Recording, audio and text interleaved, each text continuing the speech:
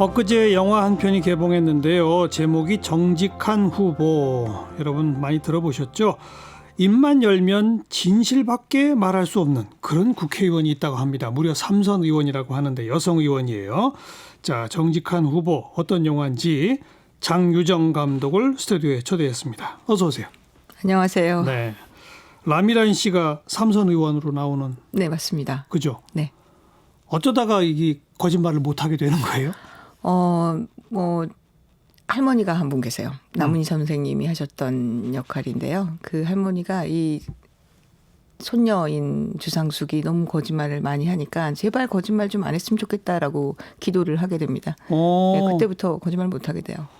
그러니까 친손녀예요? 네, 그렇죠. 네. 그리고 실제 살아계신 할머니고? 네, 맞습니다. 그러니까 부모님이 일찍 돌아가시고 할머니가 어렵게 아이를 키웠던 거죠. 네. 야, 그래도 아무튼 3선 의원까지 되는 손녀를 두고 있는 할머니가 네. 제발 거짓말 좀 하지 말게 해달라. 네. 이렇게 기도를 해요. 네. 이거는 저희가 원작이 원래 있어요. 브라질 원작이고요. 그 원작의 설정을 그대로 가져왔습니다. 브라질에서도 그런 식으로 기도를 하면 그게 네. 먹히는 거예요? 네. 근데 이제 브라질 같은 경우는 그렇게 기도를 하시고 바로 돌아가세요. 근데 이제 한국판은 여러 가지 면에서 각색을 했거든요. 그래서 이제 남은 선생님이 끝까지 어떤 역할을 해 주시죠. 그래서요. 그러니까 그동안에는 계속 거짓말 밥 먹듯 하는 정치인이었다 이거죠? 네. 그러니까 어느 한순간에 갑자기 바뀌어요? 네. 그게 판타지죠. 그래서. 언제 바뀌는 거예요? 기도를 하는 그러니까 순간. 그게 언제예요? 그 선거 바로 직전인 거예요. 그러니까 3선 의원이 4선 하려고. 4선을 준비하고 있고 이제 선거운동을 본격적으로 시작하는 14일 동안에 일어난 일이죠. 법정 선거운동 기간. 네, 맞습니다. 법정 선거운동 기간 중에 할머니가 기도를 하게 되고 그때부터는 거짓말을 전혀 못하게 되는 상태가 되다 보니까 아주 간단한 예를 들면 늦어서 죄송합니다 이런 거짓말도 못하는 거예요. 늦어서 죄송하진 않아요. 그럼 그렇게 말해요? 네. 그리고 제 대한민국에서 저를 믿어주시면 대한민국에서 예를 들면 이 공간이라고 하면 종로라고 치자면 종로를 가장 잘 사는 동네로 만들어드리겠습니다라고 했는데 저를 뽑아주시면 대한민국에서 가장 잘 사는 동네로 만들 수 없다는 걸 잘 알지 않습니까? 이런 식의 빤한 얘기도 전형적인 얘기도 못하게 되는 거죠. 유세할 때 그렇게 말한단 말이에요? 네. 유세뿐만 아니라 여러 가지들이 다 폭로되는 거죠. 그러면 이제 옆에서 연루되어 있는 사람들은 등골이 오싹할 수밖에 없고 그리고 그걸 바라보고 있는 사람들은 굉장히 코믹하죠. 예, 당황스럽기도 하고요. 예. 그걸 어떻게 대처해 나가요? 옆에서 수습해주는 보좌관이 있습니다. 김무열 배우가 보좌관 역할을 했었고요. 그 수습이 가능해요? 수습이 안 되니까 좌충우돌하는 과정 자체가 코미디죠. 예를 들어 어떻게 수습하는 거예요? 저를 뽑아주시면 이 동네를 제일 잘 사는 동네로 만들 수 없다는 거 잘 아시지 않습니까? 이래서요. 네. 그거는 저희가 그 할머니하고 둘이 있을 때 연습을 해보는 거예요. 이제 나 괜찮아졌나? 기도 같이 했으니까 다시 거짓말 할 수 있는 상태로 돌아가지 않을까라고 하는 타이밍에 하는 부분이고요. 예를 들면 본인이 가지고 있었던 비밀을 막 폭로하는 장면이 있는데 그런 걸 도리어 이용하는 거죠. 아주 솔직하게. 예를 들면 방송에 나가서 정치인하고 부자들은 다 똑같은 족속입니다. 이런 얘기를 해버린다든지. 근데 그런 얘기를 듣고 사람들이 도리어 솔직하다고 얘기하기도 하는 위기를 기회로 전환시키는 장면들도 있습니다. 예. 브라질에 이런 영화가 있었어요? 네. 몇 년에 나왔던 2012년으로 제가 기억하고 있고요. 그 영화가 이제 브라질에서 이제 국민 영화처럼 돼서 이제 랭킹 1위 막 이렇게 됐었죠. 브라질 정치인들도 거짓말 밥 먹듯 하는 모양이군요. 그 나라에서는 정직한 후보라는 말만 들어도 웃는데요. 그러니까 그거 자체가 너무 서로 삼았지 않은 단어 두 가지가 조합된 상황이기 때문에 한국하고는 정치적 상황이 좀 다르잖아요. 아무래도. 그래서 저희는 이제 어떤 부분들은 가지고 올 수가 없었죠. 각색 자체를 했어야 됩니다. 브라질에 이런 영화가 있다는 거는 언제부터 알게 되셨고 이거를 한국적으로 한번 만들어봐야 됐다는 생각은 언제부터 어떻게 하시게 된 거예요? 저는 몰랐어요. 저는 이제 제작자가 먼저 이 작품을 알아서 원작을 사온 상태에서 이런 작품이 있다라고 했을 때 이제 굉장히 매력적으로 느꼈어요. 원래 저는 그 전에는 코미디 영화를 바로 직전에 이제 코미디 영화를 했었는데 좀 시사성 있는 영화를 만들고 싶다라는 의지를 가지고 있었고 그 당시에 이제 제작자님께서 거짓말을 못하는 삼선 의원에 대한 코미디 영화다라고 네. 했을 때 정치인이 주인공이라는 거가 처음에는 매력적이었으나 생각해 보니까 이 위정자가 거짓말을 못하는 것을, 그러니까 위선적인 위정자를 풍자를 통해서 좀 이렇게 아울러서 이야기를 좀 해보면 네, 어떨까라는 네. 생각이 들어서 그렇게 시작된 겁니다. 일부러 지금 이제 총선 얼마 안 남았잖아요. 네. 요 타임에 맞춰서 개봉하는 거 맞습니까? 아니요, 그렇지는 않아요. 그건 아니에요? 왜냐하면 그렇게 개봉이나 배급이 마음 같지가 않아요. 모든 하긴, 일이 마음 하긴, 같지가 않은 것처럼 하긴 그렇죠. 예, 거기에 맞춰서 배우를 캐스팅하고 그거에 맞춰서 시나리오를 완성한다는 건 좀 불가능하고요. 예. 도리어 이제 예전에 찍었던 영화를 지금 다시 소환해서 개봉을 한다면 그럴 수 있는데 저희는 1월 달에 이제 최종 믹싱을 했으니까 그냥 순차적으로 개봉을 한 케이스예요. 알겠습니다. 그런데 삼선 의원이 어느 날 갑자기 선거운동하는 과정에 거짓말을 못하게 된다.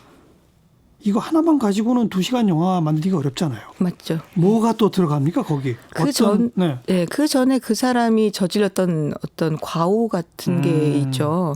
그래서 초반에 저희가 굉장히 초중반에는 이 사람이 거짓말을 못하는 상황 자체가 코믹하게 그려지지만 예. 이 이후에 한 3분의 2쯤 영화가 됐을 때는 이 사람이 저지른 과오에 대해서 스스로 깨닫게 되고 정치인으로서 내가 알려고 하지 않은 것도 문제다라는 것을 실질적으로 느끼는 것, 그것도 물론 풍자적인 방식을 띄고 있긴 하지만 그런 라인이 또 있습니다.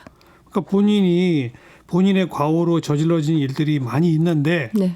그동안에는 그거를 한마디도 언급을 안 하거나 거짓말로 이렇게 해왔다면 네. 이제는 그걸 거짓말을 못하니까 자기 입으로 자꾸 진실을 말하게 되다 보니 네. 아 이게 내 잘못이구나 하고 깨닫는다. 네, 그렇기도 하고 스스로 이제 정직의 가치를 스스로 생각해 보지 않을 수 없는 거죠. 왜냐하면 거짓말 하나도 못하게 되면 지나치게 솔직하게 되잖아요. 거기서 굉장히 공경에 빠질 수 있고 그 상황에서 자신이 그동안 살아왔던 삶을 좀 생각해 보게 되고 여러 가지 자충우돌들이 있죠. 네, 네. 배우 라미란 씨가 우리 장 감독은 정말 자료 조사를 많이 한다. 이런 인터뷰를 하셨더라고요. 네. 무슨 자료 조사를 이렇게 많이 하셨어요? 그거 원작도 있는 영화인데. 이제 원작이 있긴 하지만 원작이 가지고 있는 에피소드를 한국에서 쓸 수가 없는 거예요. 그러니까 도덕적 잣대도 다르고 정치적 상황도 다르고. 한국적 에피소드로 다 바꿔야 되는군요. 내용은. 그렇죠. 기본 틀 빼고는. 그렇죠. 왜냐하면 코미디는 기본적으로 사회적인 맞아요, 또 문화적 맞아요. 코드가 좀 맞아야 사람들이 재밌게 볼 수 있는 거잖아요. 그렇죠. 그 시그널이 안 맞으면 브라질에선 재밌어도 한국에선 재미없을 수 있잖아요. 그래서. 그래서 저는 이제 자료 조사를 아니할 수 없었고 처음에 했었던 건 이제 국회 이제 의원회관에 가서 보좌관들, 비서관들, 대변인들 뭐 이런 또 정치부 기자님들을 통해서 전 의원, 현 의원 한 7개 당 정도의 분들을 만나서 인터뷰를 하고 그리고 이제 4.3 이제 창원선산 선거 때 보궐선거 때 내려가서 팔로잉을 현장도 받고. 현장에 있는 이제 캠프들을 다 한 캠프만 갈 수는 없으니까 각 캠프를 돌면서 취재했었던 부분이 도움을 많이 받았죠. 그 제작팀 안에 팩트 체크 팀을 뒀다고요? 네네네. 그건 뭐예요? 저희가 예를 들면 선거법 위반을 하고 있는지 안 하고 있는지 혹은 하더라도 이건 영화적인 어떤 요소로 봐줄 수 있다를 위해서 찾아본 것도 있고요. 저희가 이게 너무 무거우면 코미디 장르에 어울리지는 않게 되기 때문에 비틀린 상황들을 풍자하긴 하되 그 코믹성을 잃지 않도록 그것까지 같이 봐주는 정치부 기자님 10년 이상 이제 국회 출입 정치부 기자님이랑 100분 토론 당시에 이제 작가님 또 방송국 PD님 등등 분들이 계셨었어요. 또 보좌관분도 계셨었고요. 그 완성된 영화 개봉하기 전에 정치권 관계자분들이 미리 좀 봤죠. 그렇죠. 왜냐하면 인터뷰 해주셨던 분들만 해도 20명이 넘는데 그렇죠. 그분들을 저희가 이제 고마운 마음에 시사회 초대를 했는데 당이 다 다르시다 보니까 보통은 이제 시사회 하면 가로로 쭉 앉히게 되거든요. 가로로 하는데 저희는 이제 세로로 두 명씩 앉아서 뵀습니다. 그분들이 저 시사회에서 영화를 보고 반응이 어떻던가요? 근데 굉장히 저한테는 감동적인 메시지들을 보내주셨어요. 뭐요? 그래서 뭐 제가 이제 지금 딱 핸드폰을 갖고 있지 않아서 워딩이 명확하지는 않은데 정치 풍자, 그러니까 정치 문화를 새롭게 좀 바라볼 수 있게 만든 영화였다도 얘기를 해주신 분이 있고, 정치를 하는 사람들 좀 많이 봤으면 좋겠다. 그리고 자기도 좀 반성하게 되었다라는 얘기들을 도리어 해주셔가지고 저도 굉장히 뿌듯하고 감사했었죠. 자기도 반성하게 됐다? 네, 자기는 지금 나의 현 주소, 그리고 나는 얼마나 많이 혹시라도 좀 변하지는 않았을까? 그분이 국회의원이에요? 후보셨어요. 후보. 예, 예. 근데 이제 낙선하시긴 했는데 후보셨는데 그런 문자를 받았을 때 네. 저희는 사실 이 영화를 만들 때야 이게 막 정치 영화는 아니거든요. 정치에 관한 얘기죠. 근데 이제 만드는 과정 속에는 그런 자료들이 필요하기 때문에 인터뷰를 했었는데 도와주신 분들이 좋게 봐주셨을 때 굉장히 뿌듯하고 감사하고 그랬습니다. 네. 처음 이 영화를 구상하는 단계부터 주연은 남이란이었다면서요? 처음에는 이 작품은 이제 대통령 선거를 준비하는 남자 후보였어요. 그게 원래 이제 브라질 작품의 원작이 그러다 보니까 그래서 남자로 시작을 했죠. 그건 아주 그냥 자연스러운 발상이었던 것 같은데 시나리오를 완성시키면 완성시킬수록 역할을 연기하기가 쉽지 않다라는 생각을 했었어요. 왜냐하면 사실 악행을 아주 일삼았던 부패 정치인인데 그 사람이 나중에 결국은 어떤 과정을 통해서 성숙하고 깨닫는 게 있잖아요. 그런데 너무 미우면 안 되는 거예요. 너무 분노하게 될 수 있는 상황인 거죠. 그들이 저지른 악행이 실은 나쁜 거니까요. 그리고 그 사람이 보통 사람도 아니잖아요. 네. 근데 이걸 굉장히 희극과 정극을 넘나들면서 인간미 넘치게 그리고 너무 지나칠 정도로 막 너무 미워하지 않도록 좀 잘 연기해 줄 수 있는 배우가 있었으면 좋겠다. 조건이 까다롭게 됐는데 남이란 배우님이 떠올랐고 남녀노소를 상관없었던 거죠. 그러니까 도리어 배우를 캐스팅한 후에 여자 캐릭터로 바꾼 케이스였었어요. 그래요. 네. 그러니까 그가 저지른 과거의 잘못들이 하나하나 영화 속에서 드러난다 이거 아닙니까? 그렇죠. 그러면서 그 정치인을 관객이 너무 미워하면 안 된다. 코미디 영화니까요. 이게 어렵네요, 정말. 네, 근데 코미디 영화니까 이게 진짜로 여러 가지 방식이 있잖아요. 어떤 나쁜 행위를 보여주는 방법은 예를 들어 아주 노골적으로 드러내는 방법도 있고 보는 사람으로 하여금 분노를 자아내게 하는 방법도 있고 웃고 있긴 하지만 뭔가 씁쓸하게 하는 방법도 있을 텐데 저희는 코미디 형식이기 때문에 너무 지나칠 정도로 저 사람을 막 어떻게 해버리고 싶다, 해쳐버리고 싶다라고 돼버리면 그 사람이 나중에 뭔가를 깨닫고 반성하는 상황이 납득하기 어려울 수 있어요. 네, 공감하기 어려울 수 있어요. 네. 기대했던 대로 라미란 씨는 잘해 주셨어요. 엄청 잘해 주셨고 실제 이제 주상숙이라는 캐릭터하고 배우 본인의 캐릭터는 좀 달라요. 배우 본인은 무던한 성격에 좀 그릇이 크다고나 할까요? 일희일비하지 않는 캐릭터인데 이 주상숙이라는 캐릭터는 굉장히 막 뭐 아주 이제 들쑥날쑥한 그런 캐릭터예요. 코믹한 것도 잘 해냈지만 어느 순간에 굉장히 진지하고 성숙하게 해야 되는 연기들도 자연스럽게 잘 해주셔서 저는 개인적으로 감사하고 있습니다. 무엇보다 웃기는 영화죠? 물론입니다. 무엇보다 그냥 편안하게 가서 보실 수 있는 그런 코미디 영화입니다. 한참 웃고 뭘 느꼈으면 좋겠어요. 감독이 담은 메시지는 뭡니까? 정직의 가치에 대해서 다시 한번 정직의 가치. 생각해봤으면 좋겠지만 그럼에도 불구하고 이 영화는 코미디이기 때문에 사람들이 지금 답답하고 좀 힘든 상황을 통쾌하게 시원하게 웃을 수 있는 그런 영화입니다. 관객들 벌써 꽤 많이 들더라고요. 네, 저희가 이제 오늘이 3일째입니다. 관객 평가 뭐 기억에 남는 게 있습니까? 좋은 평가들이 많아서 저희 이제 일단 기자님들이 좋게 봐주셔가지고 굉장히 감사하고요. 재밌지만 뭔가 생각해 볼 수 있는 영화, 가치에 대한 고민을 해볼 수 있는 영화였다라고 얘기해 주시고 다른 것보다 그냥 속이 시원했다. 이게 제일 좋은 것 같아요. 속이 시원했다. 네. 우리 장유정 감독이 뮤지컬 김종욱 찾기로 연출 데뷔하셨고 데뷔는 오 당신이 잠든 사이라는 작품으로 데뷔를 했습니다. 그래요? 예, 그 다음 작품이 이제 김종욱 찾기. 그럼 그 데뷔작도 역시 뮤지컬이었습니까? 네, 뮤지컬이었습니다. 그러다 얼마 전에는 마동석, 이동휘 주연의 코미디 영화 브라더 만드셨고 영화로는 지금 2편째인가요? 3편째입니다. 다 다 코미디였나요? 꼭 그렇지는 않아요. 그러니까 요소가 같이 들어가 있긴 하는데 첫 번째 작품은 김종욱 찾기였는데 그거는 로맨틱과 코미디가 있는 프로스트에 있는 장르인데 로맨틱에 좀 더 가까워요. 네. 그리고 브라더는 코미디 영화죠. 어쨌든 코미디 쪽에 좀 관심이 있으신가 봐요. 그런 작품들이 자꾸 들어오네요.